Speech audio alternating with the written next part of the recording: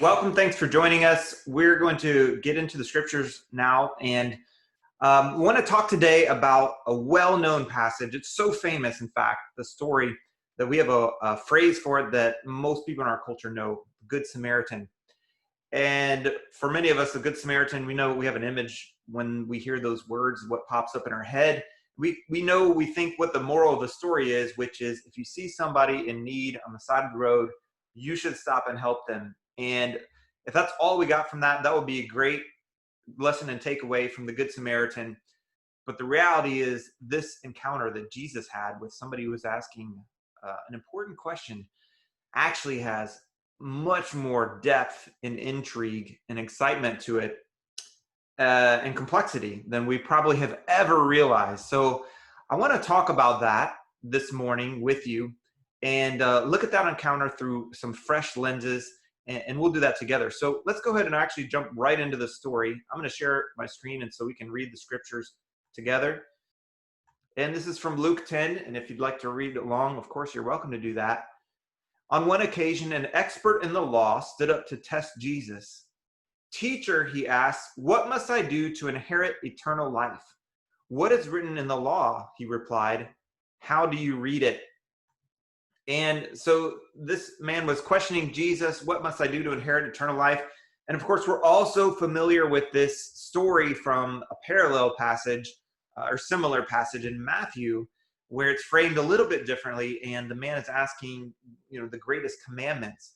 And we love that passage. In fact, we've identified that in Jack's Church. We've identified that as some of our North Stars, our key values as a community, which is to love God with all our heart, mind, soul, and strength, and love our neighbor as ourself. And this is where it gets the more intriguing, because a little bit of background information will really help us appreciate this more. And this is one thing that's just hard for us. We're in the United States, 2,000 years later, a completely different culture, completely different era, and all that goes with that.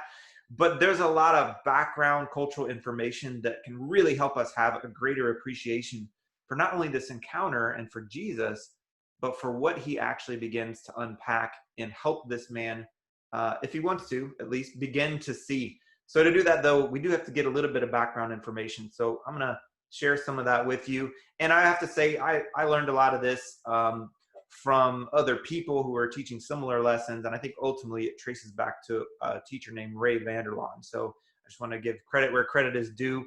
I didn't discover all of this on my own, but it really helped me. And so that's why I wanted to pass it along to you as well. So here's one thing that's really helpful to know. In Jesus's day, of course, there were many groups, and we've been talking about this as a church.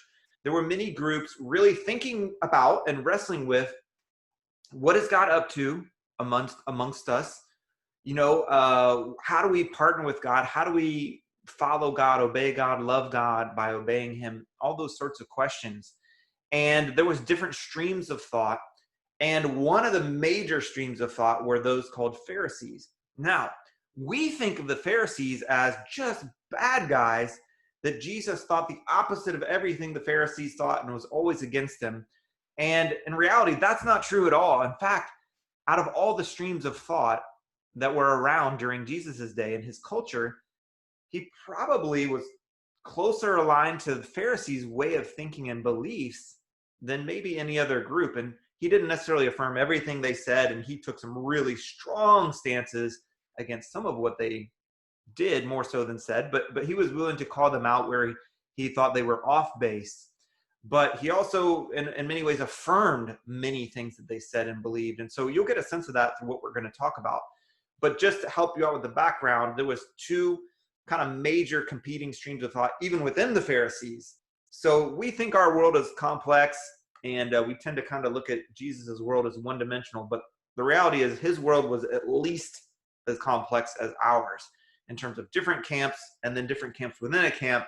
That's what we're talking about. So one camp within the Pharisee stream was, following a teacher named Shammai, and one was following a rabbi named Hillel. And they agreed on a lot, which makes sense because they were Pharisees and Pharisaical teachers. And one thing that they wrestled with, that everybody wrestled with, was, okay, so we've got all these commands from God. We have over 600 commands from God, but it's not always obvious how to implement them in our walk. In our walk, there's a Hebrew word called halach, and I might be mispronouncing it, and I'm not a Hebrew expert, but it's just helpful to know, even just as a term, that meant the way that you walk out all these commands of God. Because we know we live in a complex world. There's ambiguity. Sometimes there's tension between, well, I want to honor this command, but then there's this command. How do they fit together in this particular situation? And those are real questions. Were real questions and are real questions. And so these guys were wrestling with these things. And so one thing that the Pharisees agreed on, and that these two teachers agreed on, was the first command, the overarching command that we all need to follow first is love God with all your heart, mind, soul, and strength. Everybody agreed on that within this stream. But then there was a little bit of difference within what's the second greatest command, And Shammai said, well, it's to observe the Sabbath. But Hillel said, I think the second greatest command is to love your neighbor. And Shammai had love your neighbor way up there in the list, and Hillel had obey the Sabbath way up there in his list. They just weren't each other's same number two. I hope that makes sense. And it shows you a little bit of just a different lens that Shammai had than Hillel had. Shammai had the lens of obedience, and he thought, if I'm obeying God, then I am loving God. And Hillel also saw the connection between love and obedience, but he just reversed that and said, if I'm loving God and loving people, then I am obeying God. And I'm not here to, try to settle the argument between these two guys, but this is to say that when the man approached Jesus and said, what must I do to inherit eternal life? And he's asking about these, hey, how do these different commands, how do they weigh out and compare with one another? Or in the other way that the question could be framed, what are the greatest commands? There's a whole background here. There's a lot of thought that's already got into it. And it's not a novel question. And even when Jesus goes to answer, well, I don't want to get ahead of myself, because let's actually see what Jesus answers first before we go any further. Actually, I do need to go back to sharing my screen. Here we go. I'm learning how to use Zoom. Okay, so Jesus has asked him, how do you read it? How do you read it? This was on the last slide, what we already read. So Jesus, as a good teacher often does, doesn't even answer the man's question. He just, well, what do you think? You're not in a vacuum. It's not like you don't have access to thinking about and learning about the scriptures. So what do you think? That's something a good teacher might do, right? Put the question back on you. And the man answers and says, love the Lord your God with all your heart and all your soul, with all your strength and with all your mind. That's that number one command that Hillel and Shammai, that Pharisees in general agreed on. Wasn't very controversial. And then secondly, he says, love your neighbor as yourself. So that's sort of the Hillel camp versus Shammai. Jesus, you have answered correctly, Jesus replied. Do this and you will live.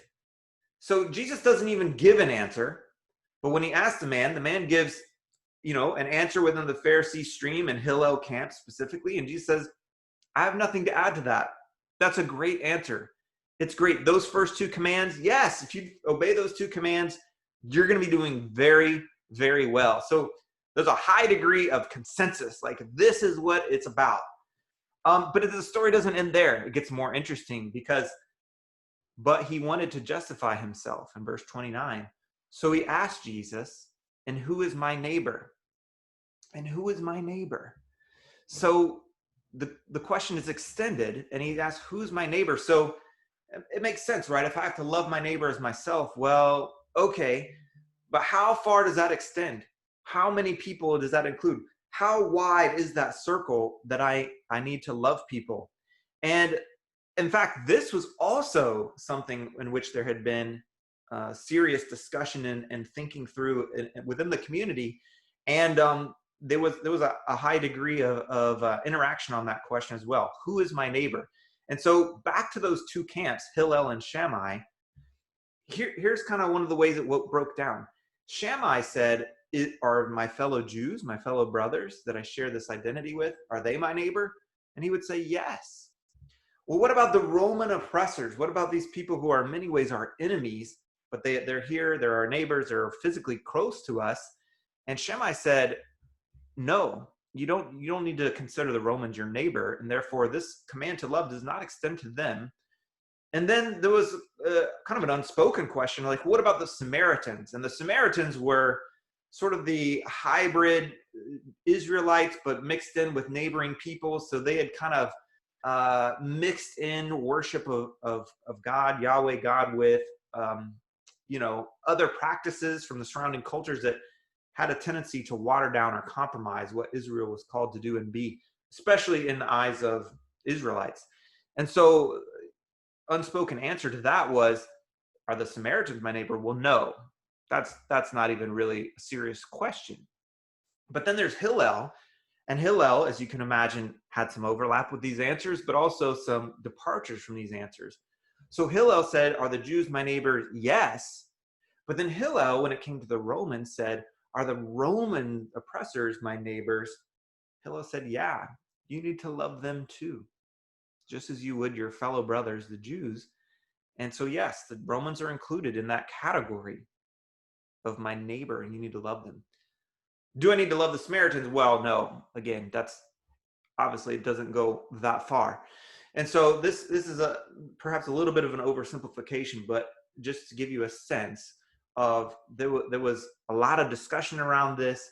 There was a lot of thought that had gone into it, a lot of agreement, but a little bit of differences as well. And so I share that to just, again, give you the background and let you know what was going on in this conversation.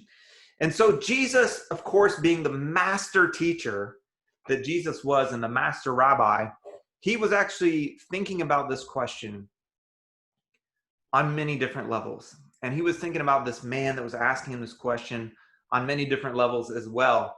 And, knew exactly what to do, to say, to ask, to help this man take steps forward. So let's go back to the scripture and continue reading about the encounter from there. In reply, Jesus said, so this is interesting, just pause here for a second. The man asked a follow-up question. Jesus didn't answer the original question. He put it back on the man, put the spotlight back on him, let him answer it, and said, I have nothing to add to that. That's great. But then when the man asked a follow-up question, wanting to justify himself, asking, who's my neighbor? This was Jesus' response. He didn't say, Jew, check or no check, Roman, check or no check, Samaritan, check or no check. He told a story. And let's see what happens in this story. In reply, Jesus said, a man was going from Jerusalem to Jericho when he was attacked by robbers. They stripped him of his clothes, beat him, and went away, leaving him half dead. A priest happened to be going down the same road, and when he saw the man, he passed by on the other side. So too a Levite, when he came to the place and saw him, passed by on the other side. All right, so Jesus is telling this story, and he's got a man that's in serious need, and it's a fellow Jew, we'll assume. And so you've got these two characters, the priest and the Levite, who could do something about it, but they don't do something about it. A little bit of background here. There may have been some pretty easy to understand or maybe justifiable reasons why they might be hesitant to do this, because they had issues of being clean. And if they weren't clean, if they touched somebody they weren't supposed to touch, then they could be at least prevented from carrying out their duties for a while. So it wasn't necessarily the same as sinning, but they might have to go, in a sense, self-quarantine for a little bit and not be able to carry out what their religious duties were, their religious responsibilities. And so that you might be able to understand why they would go the other way. But in any case, they're definitely not going to end up as the hero of the story, as you can understand. So here's something else you need to know with Jesus, the master teacher. This story that he's employing, he's using a template that was used by other people. It was sort of a well-known template. And in this template, you would typically have a few characters. You'd have a priest, as we saw. You have a Levite, as you saw. And then you'd have a Pharisee. And so the way the story would be set up to kind of bring home a point is you'd have a certain scenario or situation, just like we have here. The priest would come along, do it wrong one way or another. The Levite would come along, also do it wrong one way or another. And then finally, you get the Pharisee, who's the hero of the story. And they get to come in and show you how it's done right. And so Jesus is using this template, and he's setting up the story. And so, of course, for the listener, if they're in this culture, they're going to know this story. They're going to know how it's supposed to go. It's sort of like Goldilocks and the Three Bears, right? You know, you got the Papa Bear, the Mama Bear, and you know what comes next is the baby bear. So you're just listening, and your head's already starting to populate what comes next. And so, as Jesus continues the story, he says, but blank, as he traveled, came to where the man was, and when he saw him, took pity on him. So now you know exactly what the listener's expecting to hear. A Pharisee, right? The Pharisees, we'll get it right. The priest messed up, sure. The Levite couldn't do it right, but then the Pharisee's going to do it right, right? And so we know because we have 2,000 years behind us, what Jesus populates that fill in the blank. But let's finish the story. He went to him and bandaged his wounds, pouring on oil and wine. Then he put the man on his own donkey, brought him to an inn, and took care of him. The next day he took out 2 denarii and gave them to the innkeeper. Look after him, he said, and when I return, I will reimburse you for any extra expense you may have. Which of these 3 do you think was a neighbor to the man who fell into the hands of robbers? The expert in the law replied, the one who had mercy on him. Jesus told him, go and do likewise. And of course, as you know, it's not the Pharisee at all that Jesus puts in that hero role in the story. It's the Samaritan. It's the Samaritan. And now maybe you have a little bit greater appreciation for just how flipped that was. Because remember what the man was asking. Who's my neighbor? So he could justify himself. So he could know, here are the limits. Here are the boundaries for my religious responsibilities and sensibilities and what's proper and what's appropriate. Where do I need to go up to, but not any further, Jesus, in fulfillment of this command? And most likely, if this guy was kind of mainstream Pharisee or within that stream of thought, he might have like a little question about, I know it's the Jews, of course. Is it the Romans, though? Do I really need to go that far? What do you think, Jesus, about this big controversial issue? Probably not really. The Samaritans not really on the table as a question. But, I know we've got this much right, but there's a little bit of ambiguity over here in this realm. So help me out with that. Then as Jesus tells this story, it's hard to even think through the levels at which Jesus is unraveling some of this man's assumptions. Because he doesn't just say, hey, it is the Romans too. He doesn't even just say, hey, it's Romans, and guess what? Prepare yourself. It's the Samaritans too. He doesn't even do that. He actually takes the Samaritans outside of the are they or are they not my neighbor question, and he puts them in the hero role that's reserved for the Pharisees. Are you kidding me? So Jesus, in one story, I assume probably without even raising his voice or attacking this guy or pointing a finger in his face, he says, subtext, not only are you not right in your assumptions, you're not even asking the right question. Your question has assumptions built into it that aren't even on the right track. And in so doing, Jesus shifts perspective on this whole question. And instead of putting the spotlight, allowing the spotlight to be on how far do I need to go, who is my neighbor, and how far does my love need to go from where I am to these outward circles from me. And Jesus takes it and just flips the spotlight onto the man and says, are you going to be a neighbor? Not who's my neighbor so I know how far I need to love and no further. Are you going to be a neighbor? Are you going to show mercy? like this Samaritan that you're not even sure falls into the neighbor category. It's a completely different perspective and question. And Jesus told him, go and do likewise. Do like the Samaritan in the story. Show mercy. Honor the life that is right in front of you with your actions. And again, without even raising his voice or getting in the man's face physically or insulting him or looking down on him, he just flips this guy's religious world upside down. And, I think this is really, really good and convicting and helpful, because this is something Jesus wants to do with us too.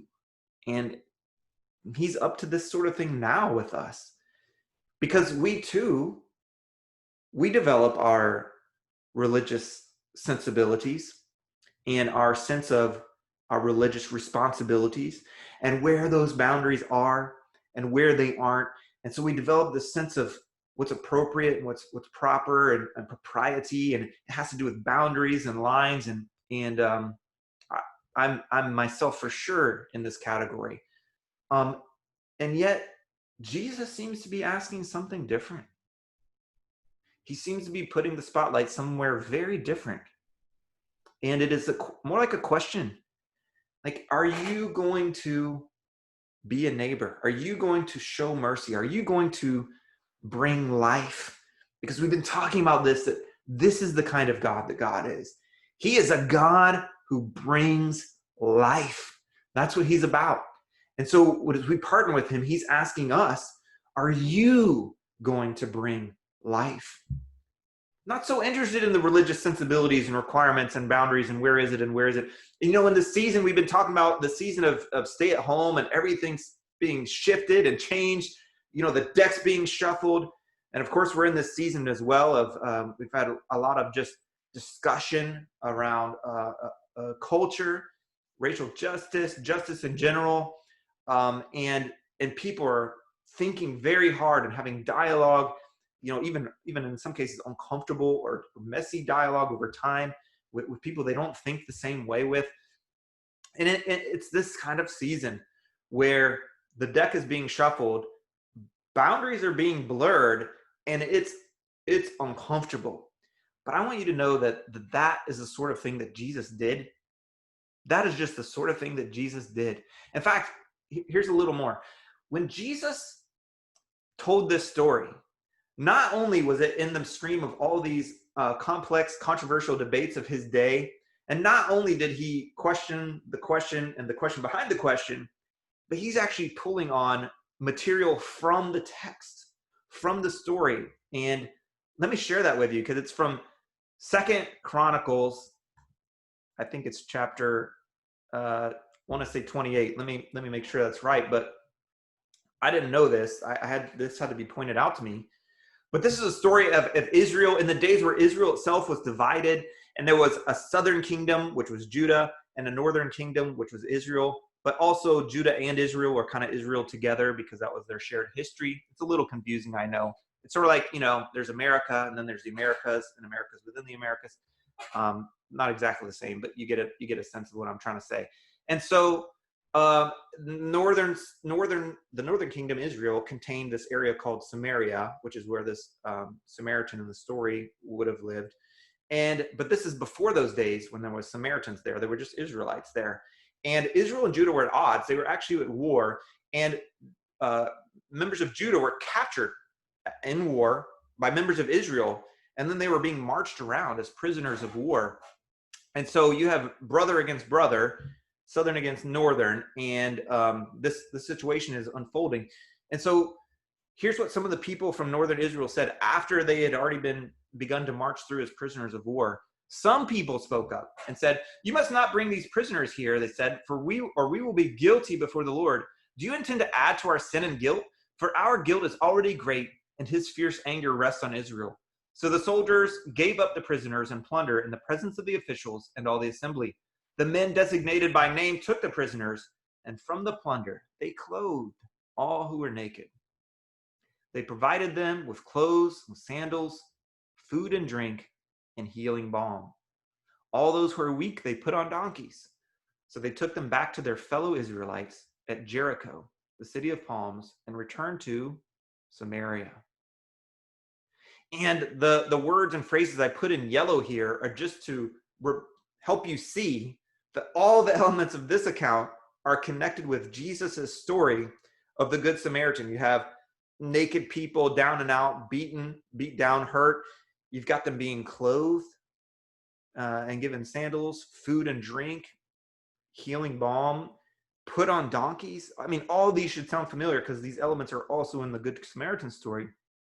You have fellow Israelites, and they're on the road to Jericho, the city of palms, and return to where? Samaria, the land where Samaritans live. All these elements, I don't think any of this is coincidence.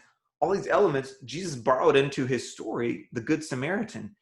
And in this story, it's hard to even get your mind around why Jesus might be using this, but it's in the text, it's in the story. And here you have brother against brother. They're looking at each other not as brothers, but as enemies. They're at odds.